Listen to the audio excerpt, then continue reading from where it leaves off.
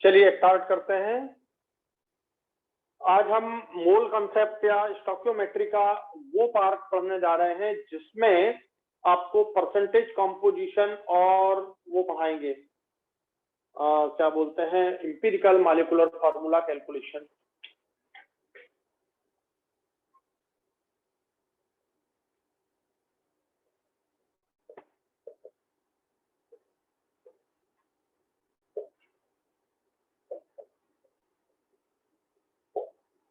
ठीक, ध्यान से सुनना।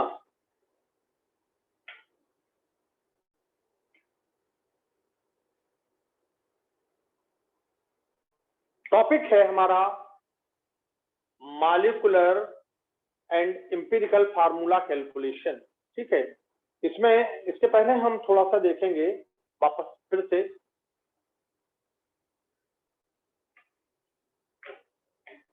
मास परसेंट W/W, सबको याद है क्या होता है mass percent W/W? Yes sir. Mass percent by mass of solution, mass percent by mass of solution, यानी WB mass of solute upon WA plus WB, इसको हम बोलते हैं बड़ा W, और परसेंट के लिए अपन 100 से मल्टीप्लाई कर देते हैं, ये आ जाता है हमारा मास परसेंट। सबको याद होगा, अपन पढ़ चुके हैं मास परसेंट। तो mass percent equal to mass of solute upon total mass of solution. Mass percent equal to, बोलो, मास ऑफ सॉल्यूट, इसको आप लिखते हैं मास ऑफ सॉल्यूट, सॉल्यूट को अपन ने बोल दिया B, मास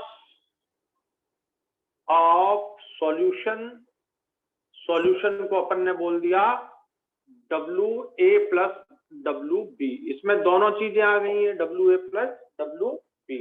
और परसेंट के लिए अपन लिखते हैं 100 से मल्टीप्लाई कर देते हैं ताकि हम परसेंट में कन्वर्ट कर सकें उसे। तो ये बात थी। अब ध्यान दो, अगर मैं इसको ऐसा लिखता हूं, ध्यान से सुनना बच्चों, अगर मैं इसे ऐसा लिखता हूं A और B, ये देखो AB, तो ये AB जो हो गया वो क्या हो गया, एक कंपोनेंट A हो गया, दूसरा कंपोनेंट B हो गया। मैं यदि इसे सॉल्यूशन बनाना चाहूं तो A को सॉल्यूट मान लूं, A को सॉल्वेंट मान लूं, B को सॉल्यूट मान लूं। मुझे नहीं बनाना इस तरह का, मैं मान लेता हूं कि AB कोई कंपाउंड है। क्या मान लूं मैं? AB कोई कंपाउंड है। देखो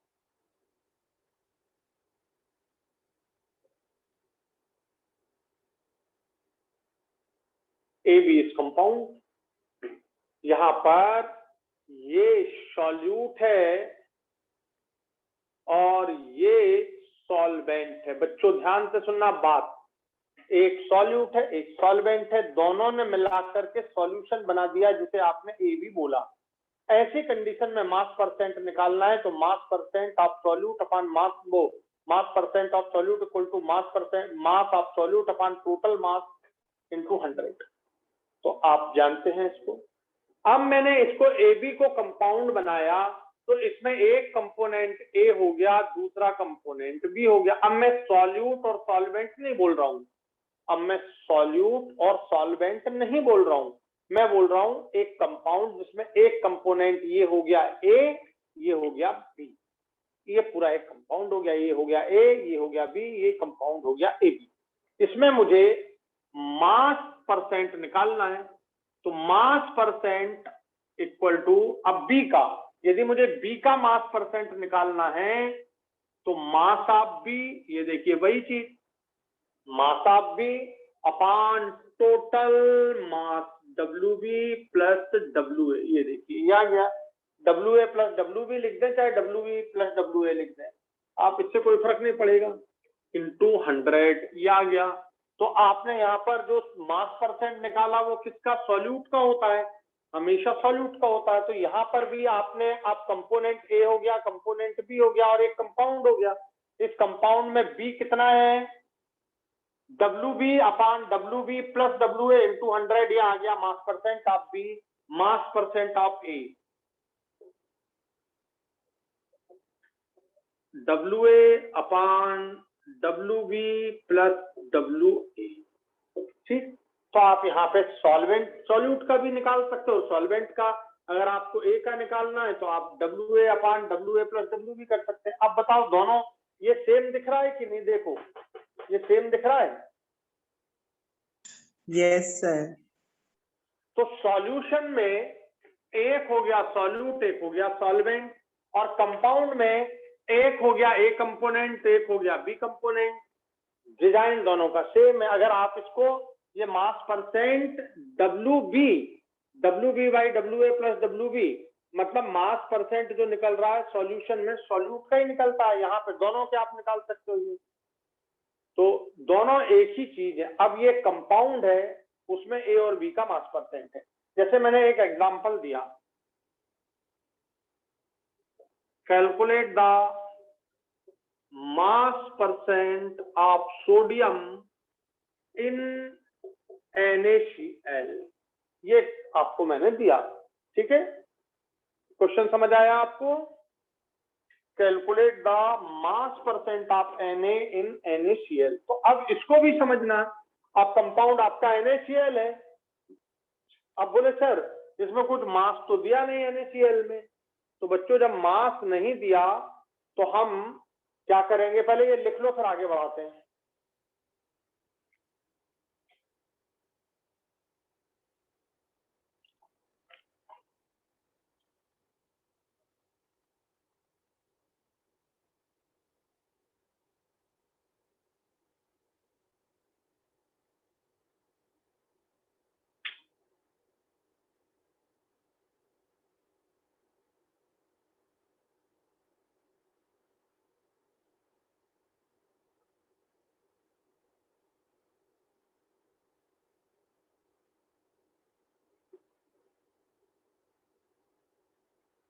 लिख लिया?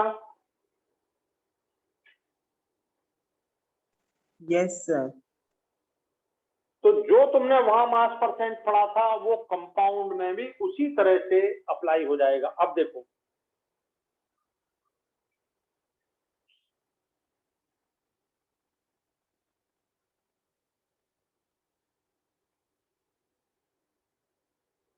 अब बोले सर इसमें कैसे समझें?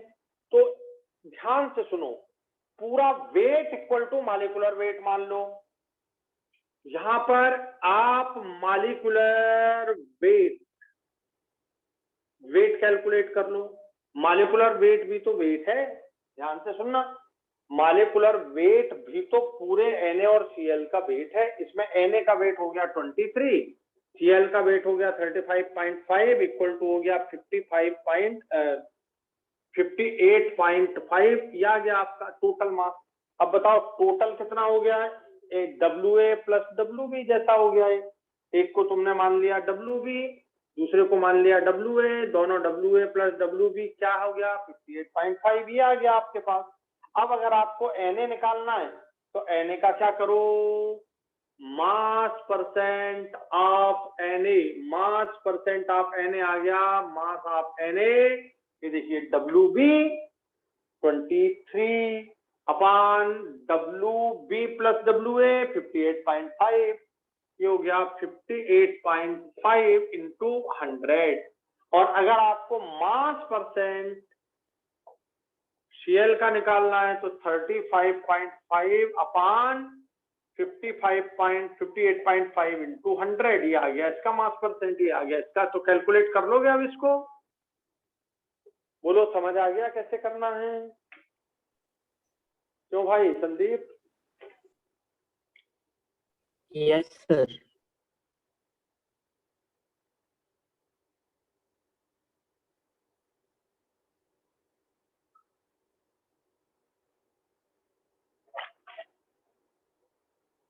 तो बहुत सिंपल है, वही डिजाइन, बट यहां पर आपको मॉलिक्यूलर वेट का डिजाइन देके इसे सॉल्व करना है। चलो एक क्वेश्चन और करूं।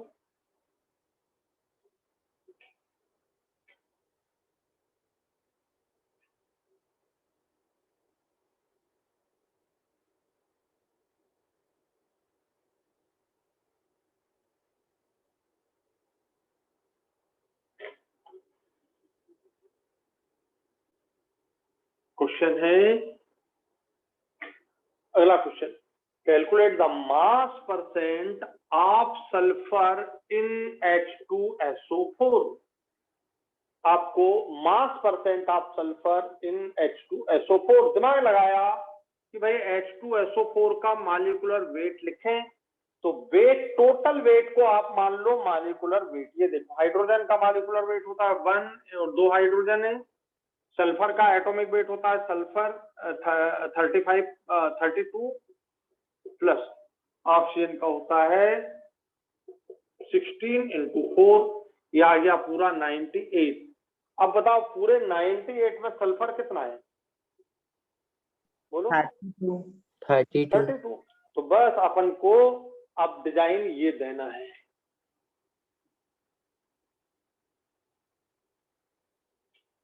मास परसेंट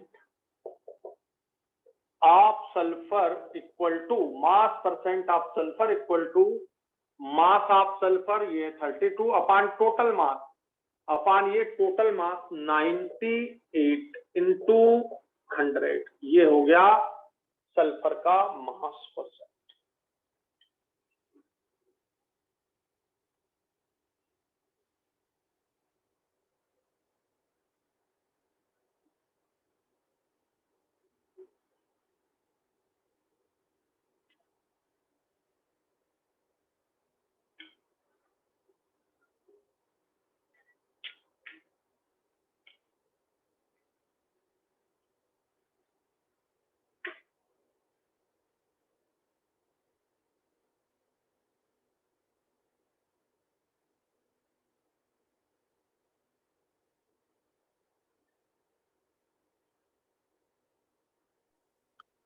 बोलो, समझ आ गया? 32.65। तो ये आपका सल्फर का आ गया। आप ऑक्सीजन निकालना हो तो ऑक्सीजन का निकाल लोगे, मास percent of oxygen, mass percent of oxygen कितना आ जाएगा बोलो, 64 है ना, डिवाइडेड बाई 98 इंटू 100 कर देना, तो ये आपका ये आ जाएगा 64 है ना टोटल। देखो H2SO4 में ऑक्सीजन कितना है? Yes sir 64। Yes, sir. 64. बस, तो इस तरह से आपका ऑक्सीजन का मास परसेंट आ गया।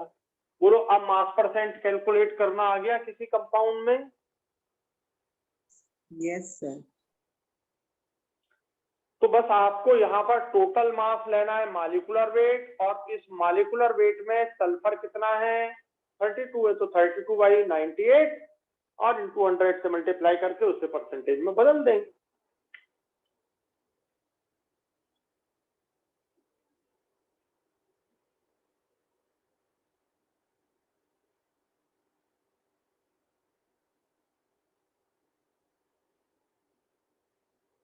अब बच्चों ये बात समझ आ गई सब लोग को? Yes, sir. अब नेक्स्ट ध्यान से समझिए, अब हम इंपीरिकल फार्मूला कैलकुलेट करना सीख रहे हैं। अब हमारा टॉपिक है empirical formula and molecular formula calculation.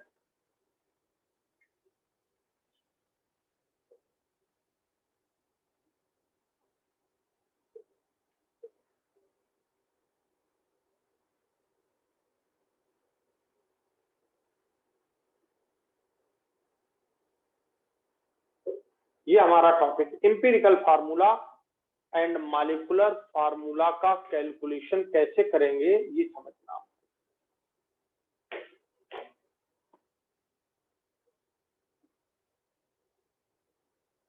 Empirical formula and molecular formula calculation, ध्यान दो। कोई कंपाउंड आपको दिया जा रहा है, कंपाउंड किससे मिलके बनता है? Compound formed by 2 or more than 2 element. भाई कोई भी कंपाउंड 2 या 2 से ज्यादा एलिमेंट से मिलके बनेगा। जैसे आपको नमक बनाना है तो अकेले सोडियम से तो नमक नहीं बनेगा, तो नमक बनाने के लिए आपको सोडियम और क्लोरीन दो चाहिए, सोडियम क्लोराइड से नमक बन गया। आया समझ में कि नहीं बात पहली? तो कंपाउंड आपका कम से कम 2 या 2 से ज्यादा एलिमेंट से मिलकर के बनता है, 2 या 2 से ज्यादा एलिमेंट। बात समझ आ गई? पहले पानी बनाना है तो पानी बनाने के लिए तुमको कितने एलिमेंट चाहिए? हाइड्रोजन चाहिए, ऑक्सीजन चाहिए, तो पानी बन जाएगा। आई बात समझ में कि नहीं? बोलो। Yes sir. तो 2 से ज्यादा एलिमेंट हो गए, 2 या 2 से ज्यादा एलिमेंट हो गए तो आपका कंपाउंड बन गया। ठीक है, जैसे आपने एग्जांपल ले लिया कोई NaCl ले लिया, तो NaCl is formed by sodium and chlorine, sodium and chlorine. ये पहली बात हो गई। दूसरी देखें,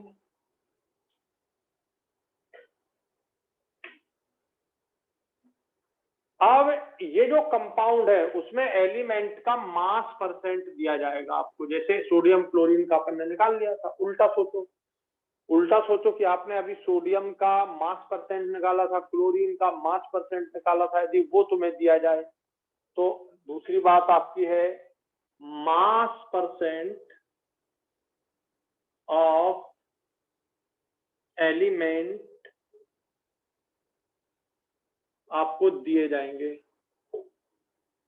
मास percent of element are given, ये मास परसेंट एलिमेंट के आपको दिए जाएंगे। ये जो एलिमेंट जिससे आपका कंपाउंड बन रहा है उसके मास परसेंट आपको दिए जाएंगे, ये गिवन। मैं एग्जांपल दे रहा हूं।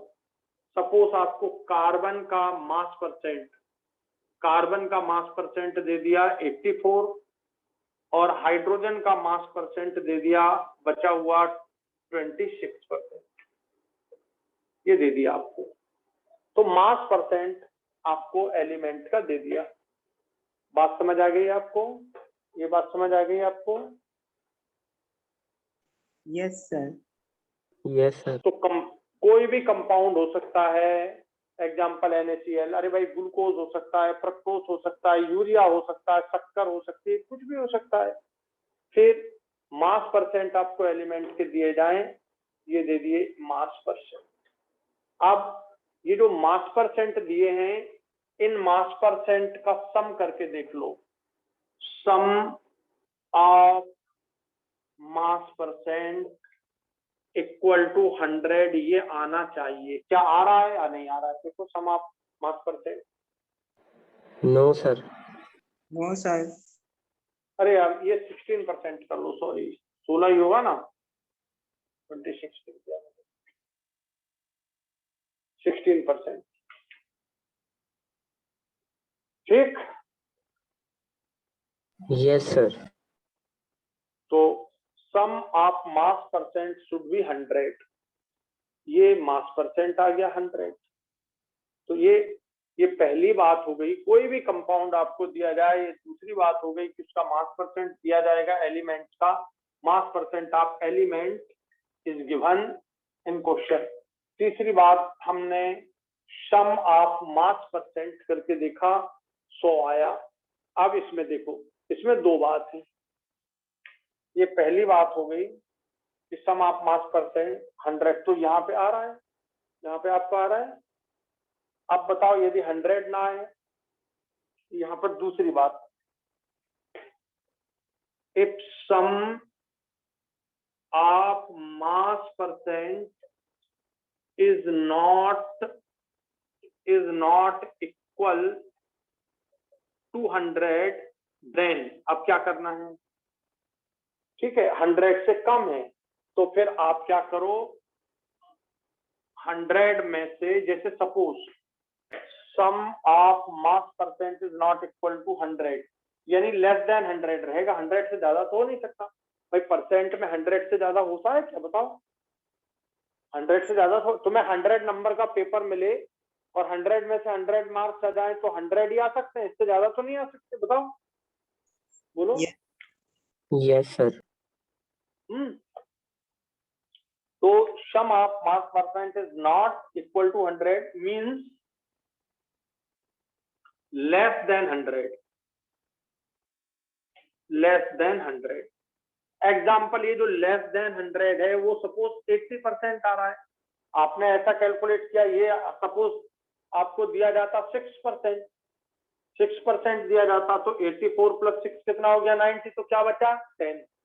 ठीक, आ गया समझ में? तो ये कम दिया जा रहा है, तो आप क्या करेंगे, 100 में से इसको माइनस कर देंगे, जो लेस देन है उसको माइनस कर देंगे, ये आ गया 20%। ये जो 100 में से माइनस करेंगे ये हमेशा आता है ऑक्सीजन का मास परसेंट, किया जाता है ऑक्सीजन का मास परसेंट। अब ध्यान से सुनो, स्टेप लिख लो ये पहले जल्दी से।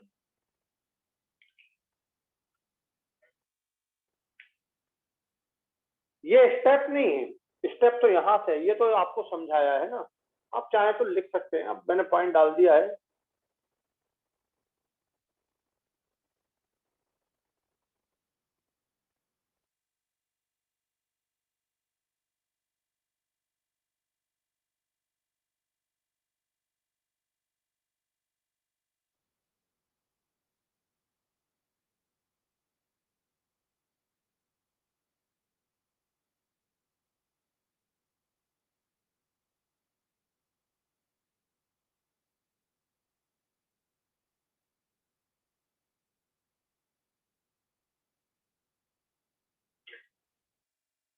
आया बच्चों समझ में?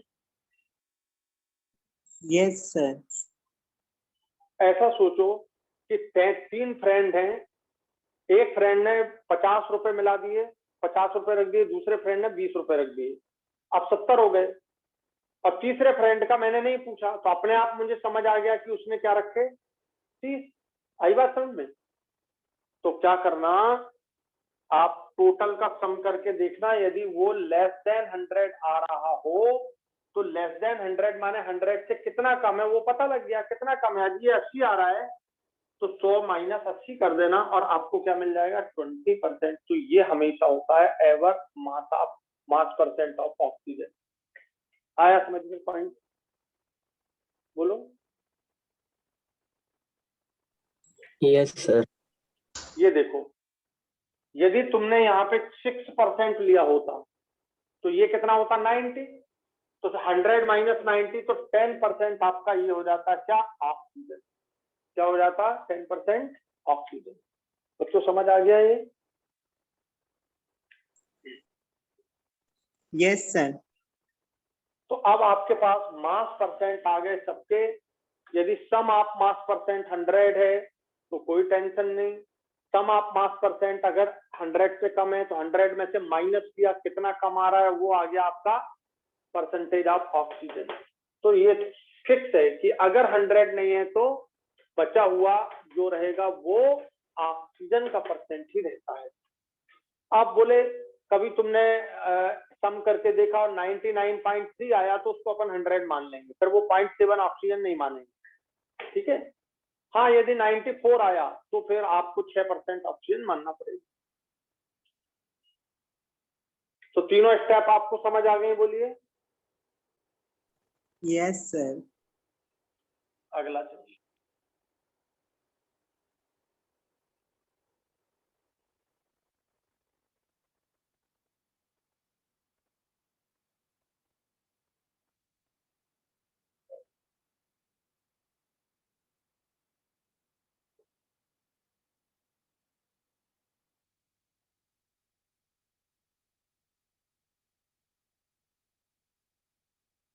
अब अगर मान लीजिए आपको 4th पॉइंट, सबके मास परसेंट आपके पास आ गए, मास परसेंट सबके आपके पास आ गए, इस मास परसेंट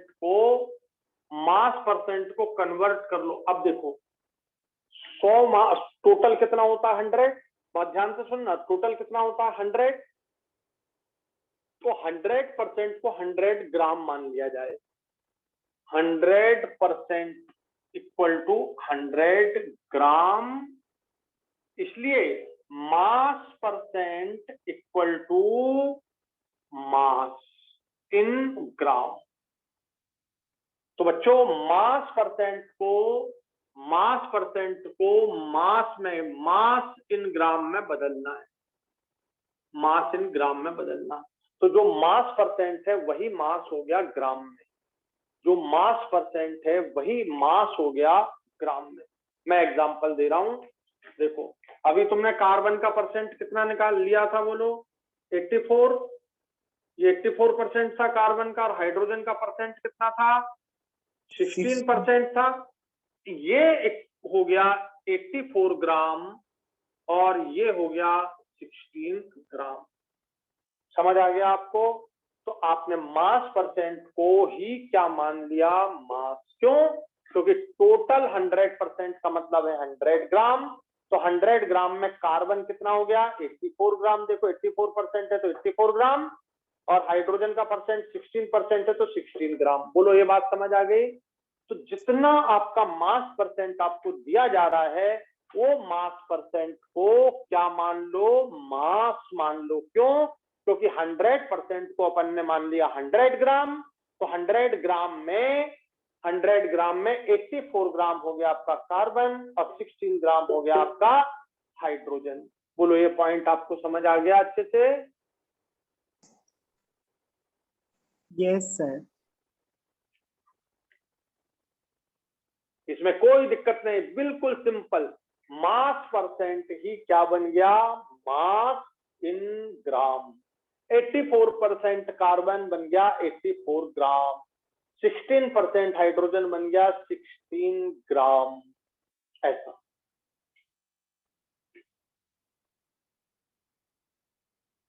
हो गया बच्चों? क्लियर हो गया आपको ये?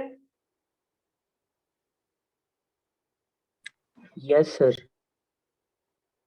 अब आपके पास मास आ गया, सभी के मास आ गए आपके पास। अब बताओ, मास को यदि एटॉमिक मास से डिवाइड करते हो, मास को, मास इन ग्राम को यदि आप एटॉमिक मास जिसे आप ग्राम में रिप्रेजेंट करते हो उससे डिवाइड करते हो तो क्या आ जाते हैं, जल्दी बोलो। Moles, number of moles. ये आ गए नंबर ऑफ मोल्स। अब बताओ कार्बन के नंबर ऑफ मोल्स निकालना है, ये कार्बन के number of moles of carbon, ये अपन ने एग्जांपल लिया है कार्बन का। तो बताओ कितने आ रहे हैं, 84, और कार्बन का एटॉमिक मास कितना होता है, बोलो। क्या आ गया, 7। 12।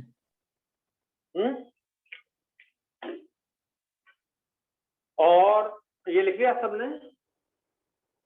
ये देखो अगला पर number of moles, number of moles in hydrogen, ये आ गया आपका 16 डिवाइडेड बाय एटॉमिक मास कितना है, जरा बोलो हाइड्रोजन का, 1 इक्वल टू 60। ये आपके दो स्टेप हो गए। बोलो ये बात समझ आ गई आपको? अब क्या करना है आपको, अगली स्टेप में नंबर ऑफ मोल्स निकालना है। नंबर ऑफ मोल्स निकालने के लिए आप क्या करेंगे, mass in gram upon atomic mass, mass in gram upon atomic mass. बोलो बात समझ आ गई आपको? Yes sir. Yes sir. तो number of moles equal to mass upon atomic mass, number of moles equal to mass upon atomic mass. ये mass upon atomic mass, मास है 84, atomic mass है कार्बन का 12, मास है 16, एटॉमिक मास है carbon का 1, hydrogen का 1, और ये आपका ये आ गया इस तरह से। ठीक है, ये स्टेप क्लियर हो गया सबको? Yes sir. Yes sir. अब पांचवा, अब स्टेप 5 देखिए ध्यान से। स्टेप 5 में आप यहाँ ये दो आ रहे हैं, इन दो में स्मॉल कौन है, बताओ जल्दी, छोटा स्मॉलेस्ट कौन है? 7। 7। तो इसमें स्मॉलेस्ट को देख लीजिए कौन है, ये है स्मॉलेस्ट। यहाँ पे कार्बन हाइड्रोजन ऑक्सीजन भी हो सकता है, कार्बन हाइड्रोजन नाइट्रोजन ऑक्सीजन भी हो सकता है, carbon hydrogen nitrogen oxygen chlorine भी हो सकता है, कितने भी हो सकते हैं।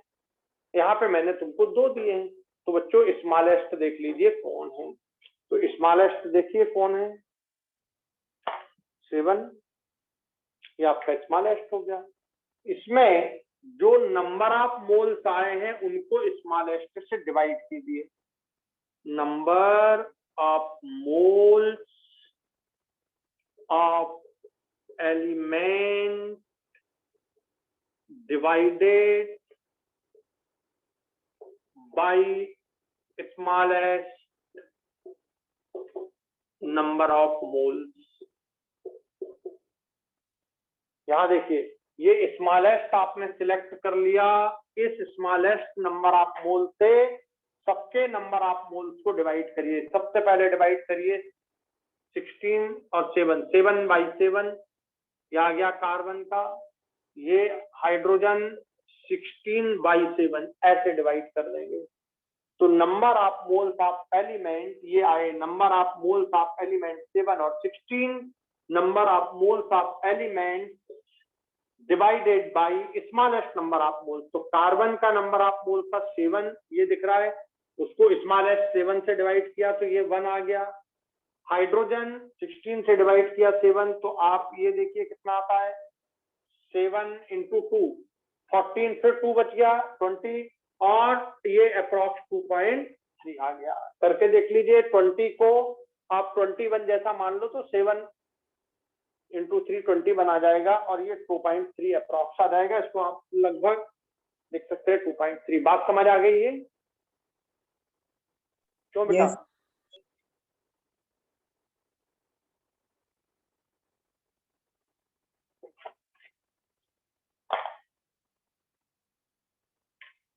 तो number of moles, weight upon atomic weight, weight upon atomic weight, ये आ गए नंबर ऑफ मोल्स। इनमें स्मॉलेस्ट देख लिया, इसमें स्मॉलेस्ट देखा, जो सबसे स्मॉलेस्ट है उस नंबर ऑफ मोल्स से सबको डिवाइड कर दिया। ये देखिए 7 divided by smallest, 16 divided by smallest, ये आ गया आपका कितना 1 and 2.3। ये आ गए नंबर ऑफ एटम्स, ये आ गए नंबर ऑफ एटम्स का रेशियो 1:2.3। ध्यान से सुनिए। अब यदि मान लीजिए, ध्यान से सुनिए, ये नंबर ऑफ एटम्स का रेशियो आया, कार्बन 1 और हाइड्रोजन 2.3 के टर्म में आया। बच्चों बहुत ध्यान से देखिए, अब तुम इसको ये 2.3 को लिखोगे तो ऐसा लिखोगे कार्बन 1 हाइड्रोजन 2.3, तो ये तुम्हें अच्छा नहीं लग रहा है। या तो अब देखो तुम कैसा लिखते हो, NaCl, तुम कैसा लिखते हो, ठीक है। तो यहाँ पर आप जो लिख रहे हो C1H2.3, तो ये 2.3 थोड़ा सा गड़बड़ है, ये होल नंबर में नहीं है, ठीक है। तो ये ratio number of atom whole number में नहीं है। पहले ये लिख लो फिर आगे बढ़ते हैं।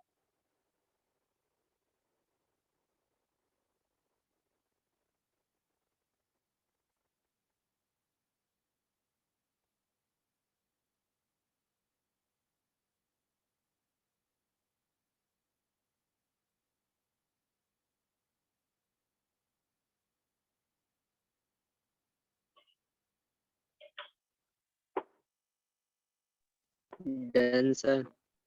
अब बच्चों देखो ध्यान से, ये जो होल नंबर में नहीं आया, ratio of number of atoms अगर होल नंबर में हो तो कोई प्रॉब्लम नहीं है। अब मैं अगला स्टेप समझा रहा हूं इसका।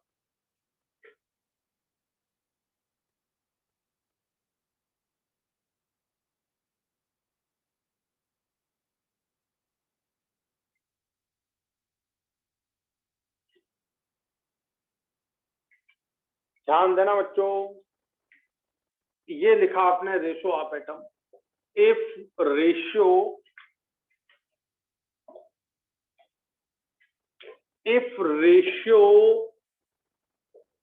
Of atoms in whole number, then write the empirical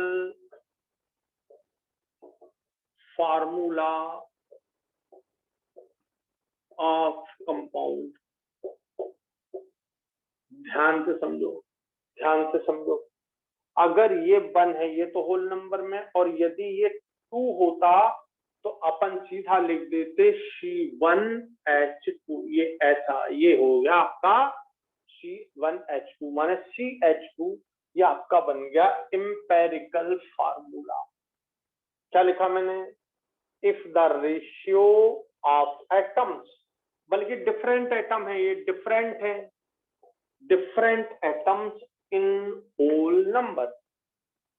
अगर ये होल नंबर में आता बच्चों, ये 1 होता और ये 2 होता, ये 1 होता और ये 2 होता, तो मैं सीधा ऐसा लिख देता C1H2। ये मैं बोलने लगता इंपेरिकल फार्मूला। ये बात समझ आ गई आपको?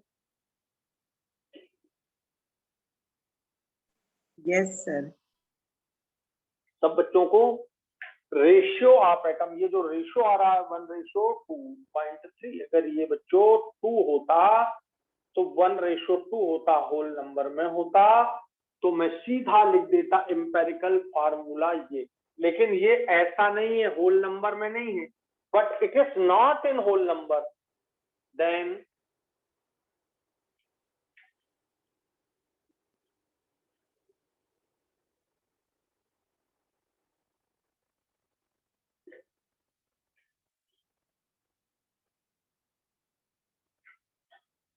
तो but it is not in whole number,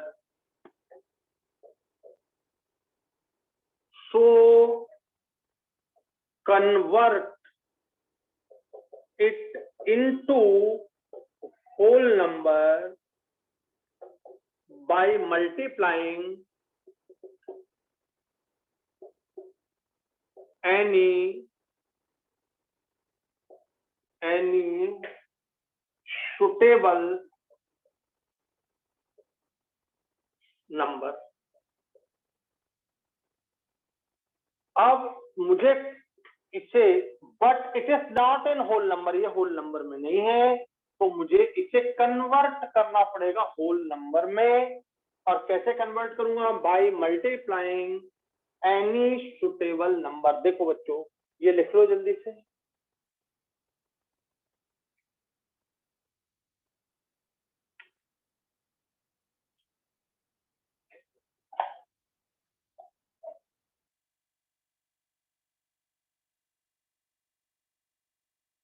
point समझ आ गया?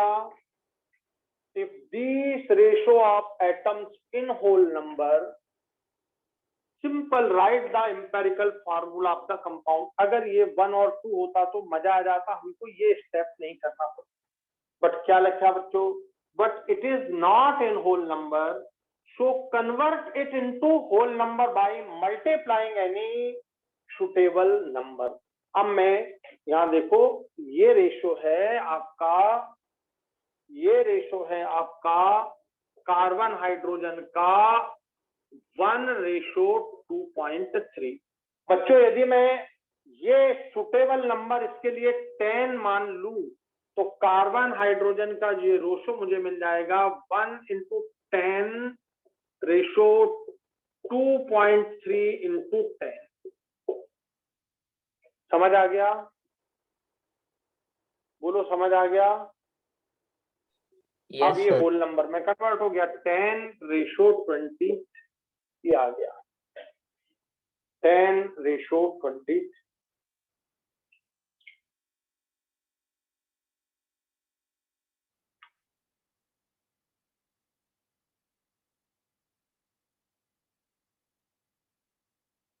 बोलो कंसेप्ट क्लियर हो गया आपका? ये लिख लो जल्दी इसको। मैं ये थ्योरी समझा रहा हूं और ये एग्जाम्पल चल रहा है अपना अलग से। दोनों बातें समझ में आ रही हैं अच्छे से आपको? Yes, sir.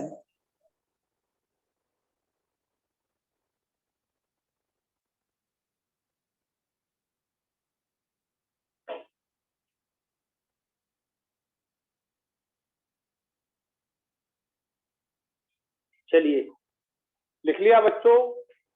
Ratio of different atoms in whole number, then write the empirical formula like this. But ये नहीं था हमारे पास तो ये था। तो ऐसी कंडीशन में मैंने इसे होल नंबर में कन्वर्ट करने के लिए 10 से मल्टीप्लाई कर दिया है। देखिए 10 हो गया, ये 2.3 इंटू 10 तो ये 23 हो गया। अगर मैं 2 से मल्टीप्लाई करता तो ये 2 होता और ये कितना होता 4.6, तब भी होल नंबर नहीं बन रहा था। ठीक है, बात समझ आ रही है कि नहीं? तो 3 से भी मल्टीप्लाई कर रहा था तो भी होल नंबर नहीं बन रहा था, पर 10 से कर दिया तो हो गया ये काम। अब देखो अगला स्टेप,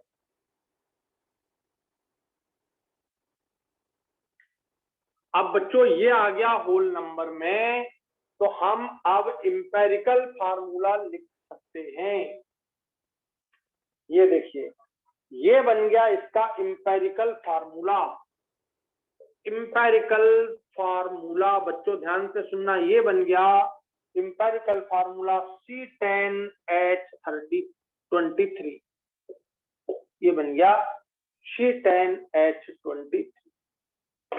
C10H23, C10 बोलो समझ आ गया? पहले बन रहा था C1H2.38, सही नहीं था होल नंबर। अब ये हो गया C10H23 होल नंबर में। बोलो समझ आ गया आपको? Yes, sir. Yes, sir. सब बच्चों को?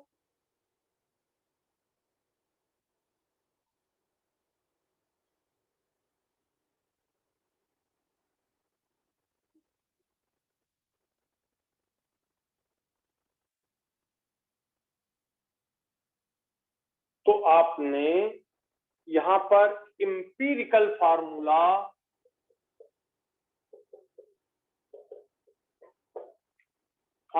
कैलकुलेट कर लिया, C10H23, ये हमारा इंपीरिकल फार्मूला आ गया। अब बच्चों देखो इंपीरिकल फार्मूला, अच्छा तुमको मॉलिक्यूलर वेट मैं बोलूं, अगर ये मॉलिक्यूल है कोई तो इसका मॉलिक्यूलर वेट निकालो, तो तुम निकाल सकते हो क्या? Yes, sir. 10 कार्बन है और एक कार्बन का एटॉमिक मास कितना होता है बच्चों? 12. 12। 23 हाइड्रोजन है और एक हाइड्रोजन का मास कितना होता है? 1। ये आ गया आपका 23, ये आ गया आपका 10 इंटू 12 120, 120, ये हो गया आपका 143। ये कहलाया इंपीरिकल फार्मूला। तो ये कहलाया इंपीरिकल फार्मूला वेट, इसका नाम हो गया इंपीरिकल फार्मूला वेट। बेटा यदि ये मॉलिक्यूल होता तो इसका नाम होता मॉलिक्यूलर वेट। ये इंपीरिकल फार्मूला बना आपका, इसका नाम हुआ empirical formula wait.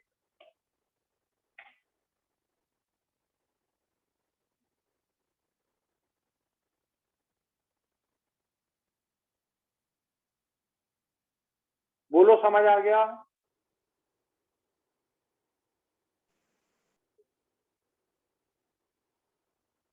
Yes, sir.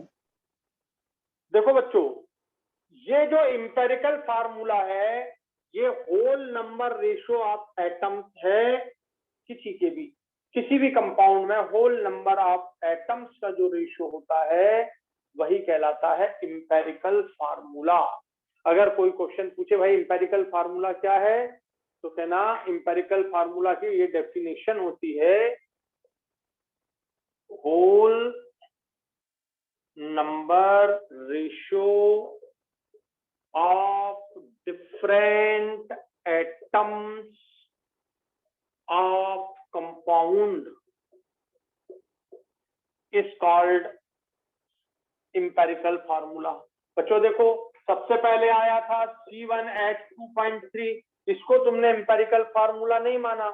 अगर ये आता C1H2 तो इसको एम्पेरिकल फार्मूला मानते। ये होल नंबर रेशियो, ये होल नंबर में नहीं है, तो तुमने ये होल नंबर में किसी क्वांटिटी से मल्टीप्लाई करके इसे होल नंबर में कन्वर्ट कर दिया था। आया कि नहीं समझ में आपको? बोलो। Yes, sir. तो whole number ratio of different atoms of compound is called empirical formula. लिख लो बच्चों।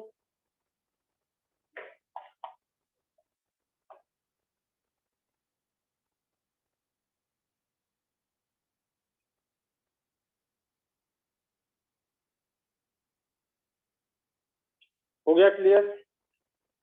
अब देखो बच्चों, ये इंपेरिकल फार्मूला आ गया 143, इंपेरिकल फार्मूला आ गया ये 143। अब देखो, whole number ratio of different atoms of compound, whole number ratio of different atoms of compound is called empirical formula, is called empirical formula। ये हो गया। अब ध्यान दो, इंपेरिकल फार्मूला से तुमने क्या कैलकुलेट कर लिया बच्चों? जैसे मॉलिक्यूलर फार्मूला से अपन मॉलिक्यूलर वेट निकाल लेते हैं, उसी तरह इंपीरिकल फार्मूला से क्या निकाल लिया? इंपीरिकल फार्मूला वेट निकाल लिया।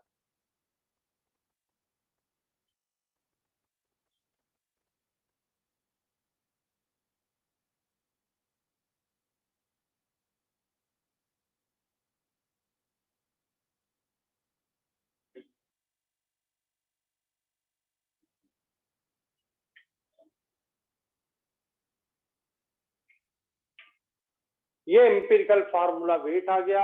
अब ध्यान दो, अगला जो भी पॉइंट हो आपका, मुझे मालूम नहीं है कौन सा पॉइंट था, अपन कौन से पॉइंट पर चल रहे थे? Sir fifth. फिफ्थ, सिक्स देख लो। ये पॉइंट नंबर 6 पर ध्यान दो।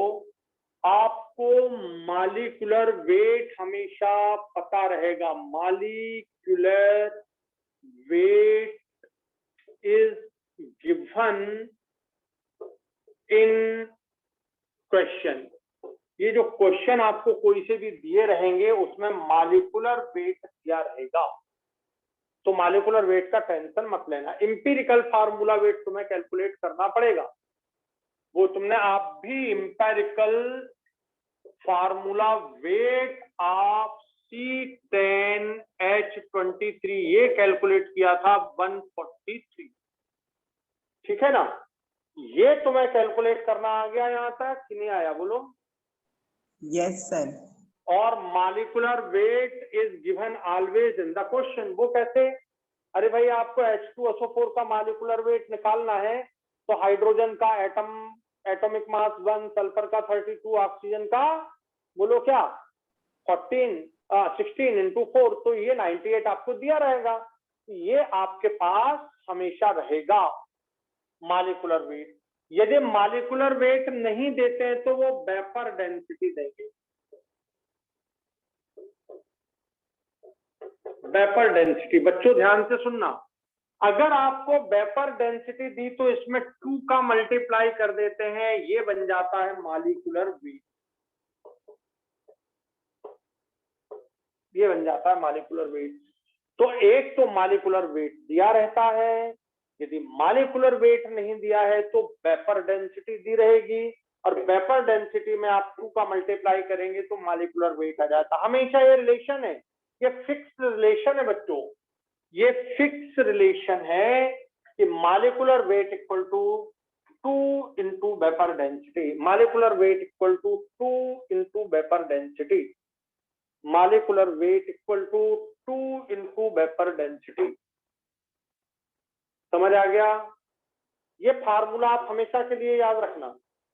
फार्मूला क्या होता है? वेपर डेंसिटी इंटू 2, इसको बोलते हैं मॉलिक्यूलर वेट। तो आप परमानेंट याद रखना, वेपर डेंसिटी में 2 का मल्टीप्लाई कर दोगे तो वो हमेशा क्या आता है? Molecular wait. ये रिलेशन होता है, molecular weight upon vapour density equal to 2 होता है, बहुत इंपॉर्टेंट रिलेशन होता है। तो अब बताओ, यदि तुमको मॉलिक्यूलर वेट या वेपर डेंसिटी दी रहे तो तुम क्या निकाल सकते हो? वेपर डेंसिटी दी रहे तो क्या निकाल सकते हो? बोलो। Molecular weight. मॉलिक्यूलर वेट, है ना? सपोज यहां देखो, सपोज इस क्वेश्चन जो आप शुरू से चला आ रहा है आपके पास, इफ डेंसिटी वेपर डेंसिटी आपको दी होती 286, ये आपको वेपर डेंसिटी दी है। तो आप क्या करते, वेपर डेंसिटी में किसका मल्टीप्लाई करते बताओ, मल्टीप्लाई कर दो 2 का वेपर डेंसिटी में, तो आपको क्या मिल जाएगा बोलो, 286 मल्टीप्लाई करो 2 से, तो आपको क्या मिल जाएगा, मॉलिक्यूलर वेट। ये साइड में लिखते चलना, ये वेपर डेंसिटी दी है आपको। ये क्वेश्चन अपन करते चले आ रहे हैं, ये क्वेश्चन आप करते चले आ रहे हैं। तो वेपर डेंसिटी आपके पास सपोज ये दी जा रही है 286, तो बताओ मॉलिक्यूलर वेट कितना आ जाएगा, जल्दी बोलो, मॉलिक्यूलर वेट 572. मल्टीप्लाई कर दो 2 का, तो आप कितना आएगा, देखो कितना आ रहा है, 572. 570, ये आ जाएगा आपका मॉलिक्यूलर वेट 572, 572 ये मॉलिक्यूलर वेट आ जाएगा। बोलो समझ आ गया, 572 ये मॉलिक्यूलर वेट आ जाएगा बच्चों। लिख लिया इसको, ये साइड में लिखते चलना, ये अपन जो एक एग्जाम्पल साथ में चला रहे हैं वो भी चलाते चलना।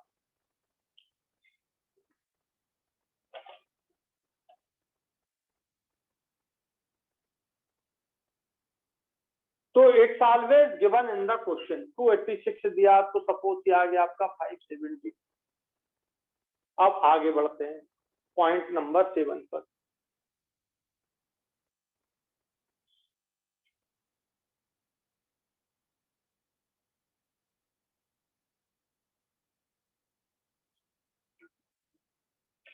पॉइंट नंबर 7 आपको मिलता है, आपने कैलकुलेट कर लिया मॉलिक्यूलर वेट,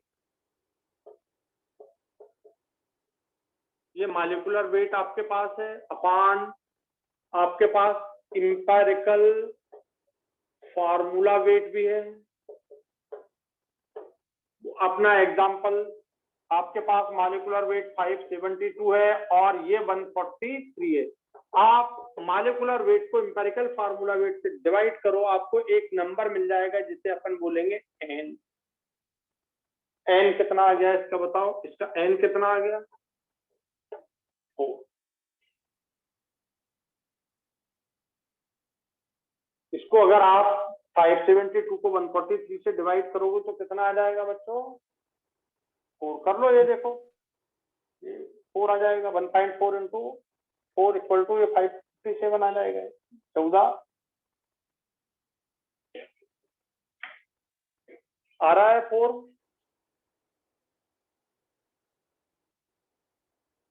Yes, sir. चलिए आगे बढ़ते हैं। तो ये एन आपके पास आ गया, ये एन आ गया। अब क्या करना देखो, पॉइंट नंबर 8, ये आप ध्यान से सुनना, ये आपने निकाला था माल इंपीरिकल फार्मूला, ये आपने निकाला इंपीरिकल फार्मूला, ये निकाला था देखो, और ये निकाला था इंपीरिकल फार्मूला वेट।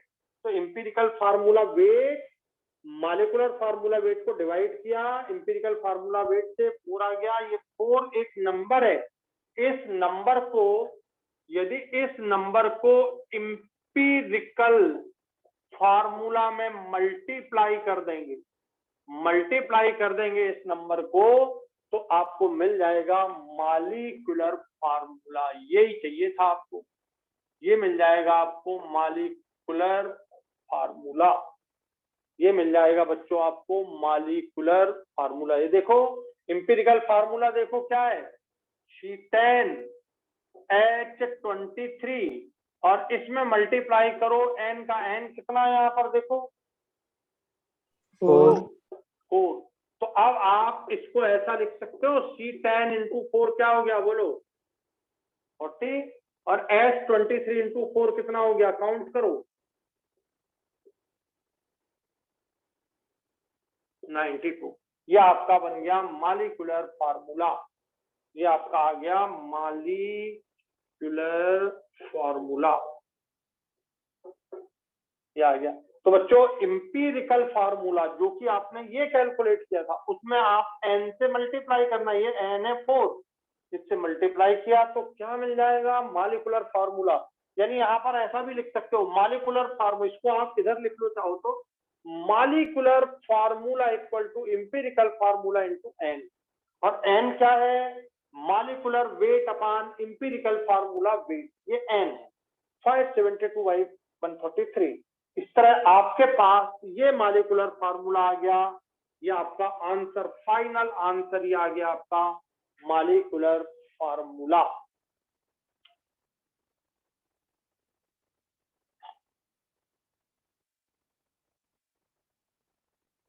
बच्चों इस पूरे को एक reading low from point number 1 two point number 8, point number 1 से पॉइंट नंबर 8 तक पूरा एक कंप्लीट इसको करो।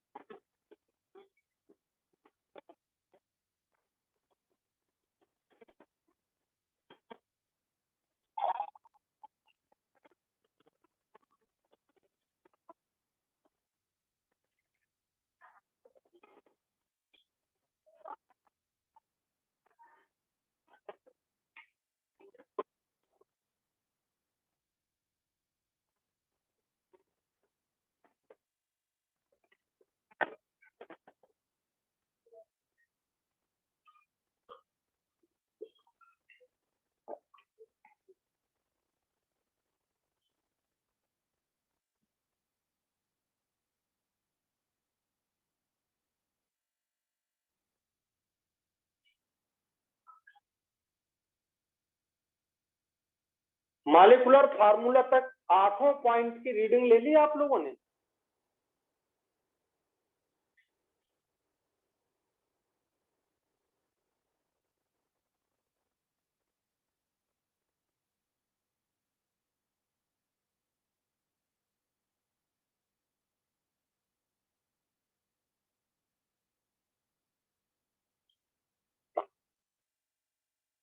क्यों बच्चों?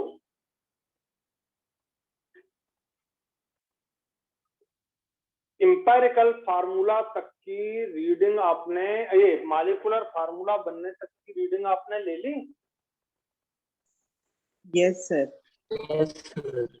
अब ये आपका पूरा इंपेरिकल फार्मूला कैसे आया, वो मॉलिक्यूलर फार्मूला कैसे आया, वो मैंने पूरा आपको टू द पॉइंट बिल्कुल समझा दिया, और मुझे लगता है कि आपको एकदम समझ आ गया होगा। इसको बहुत अच्छे से कर लीजिए, हर साल एक ना एक क्वेश्चन इस पर आता है।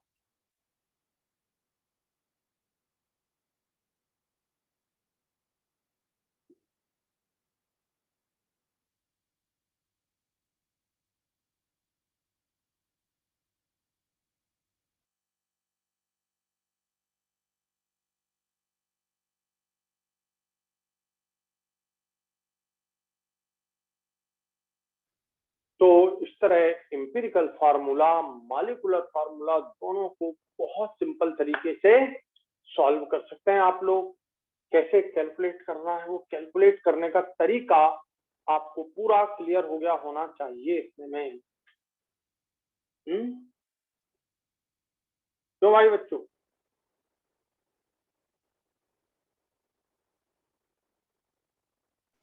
Yes. अब Yes, sir. अब एनसीईआरटी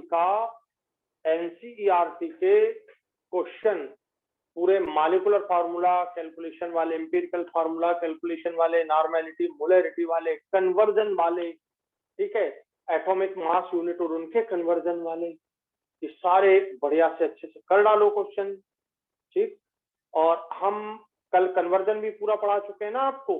कन्वर्जन सबको याद हो गए कि नहीं? थोड़ा उसमें मेहनत लगती है कन्वर्जन में। कन्वर्जन मतलब मोलरिटी को नॉर्मेलिटी में बदलना, नॉर्मेलिटी को मोलरिटी में बदलना। बहुत अच्छे से पढ़िए इसको, मेहनत करिए और सफल होइए भैया। बहुत मेहनत करना पड़ती है, तब जाके बात बनती है। और अब आप नीट का पूरा पेपर सॉल्व कर सकते हैं। थोड़ा रिएक्शन स्टोइकियोमेट्री कल और पढ़ाएंगे, कल से पढ़ाएंगे रिएक्शन स्टोइकियोमेट्री। रिएक्शन को कैसे यूज करते हैं स्टोइकियोमेट्री के क्वेश्चन सॉल्व करने के लिए, वो आपको नेक्स्ट क्लास में हम पूरा समझाएंगे। उसको बोलते हैं रिएक्शन स्टोइकियोमेट्री, ठीक है बच्चों? समझ रहे हैं आप लोग कि नहीं? Yes, sir. तो आज की क्लास पूरी यहीं पर फिनिश करते हैं। आपको एक कॉन्सेप्ट पूरा दे दिया है, आप उसके क्वेश्चन सॉल्व करिए और हमने वो पैकेज भेज दिया है आपके पास मूल कॉन्सेप्ट का। उसमें सारे क्वेश्चन देखिए और कैसे करना है उसको देखना। आपको उस पैकेज को सॉल्व करने का तरीका हम बताते हैं। जैसे आपने मोलैरिटी वाला वो निकाला तो मोलैरिटी के 2 क्वेश्चन या 3 क्वेश्चन सॉल्व कर लिए। नॉर्मेलिटी निकाला तो नॉर्मेलिटी के 2-3 क्वेश्चन सॉल्व कर लिए। ऐसे आप करिए क्वेश्चन सॉल्व, ठीक है। मोल फ्रैक्शन उसके 2 सॉल्व कर लिए। एक साथ पूरे मत करना कि नॉर्मेलिटी के पूरे कर रहे हैं मोलैरिटी के पूरे, नहीं। मोलैरिटी के 3 कर लो, नॉर्मेलिटी के 3 कर लो, मोल फ्रैक्शन के 2 कर लो, ऐसे करो तो वो आपसे धीरे धीरे बनने लगे। कोई से भी करो रैंडम, बस उस पर टिक कर लेना कि ये हो गया। मोलैरिटी का क्वेश्चन नंबर 14 निकाल लिया आपने, 14 क्वेश्चन, तो आप 14 टिक कर लो, ठीक है। ऐसा आप करना तो आपको धीरे धीरे क्वेश्चन बनना शुरू हो जाएंगे। और ये सब जानते हैं कि मोल कंसेप्ट काफी कंसेप्चुअल और थोड़ा टफ चैप्टर होता है। इसे समझने में थोड़ी मेहनत भी लगती है और मुझे लगता है मैंने जितना समझाया है उतने से आपको पूरा मोल concept A to Z clear होना चाहिए। A to Z बिल्कुल हुआ। आज का क्लियर हो गया सबको?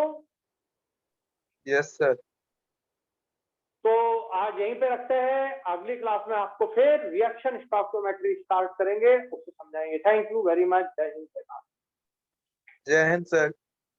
जय हिंद।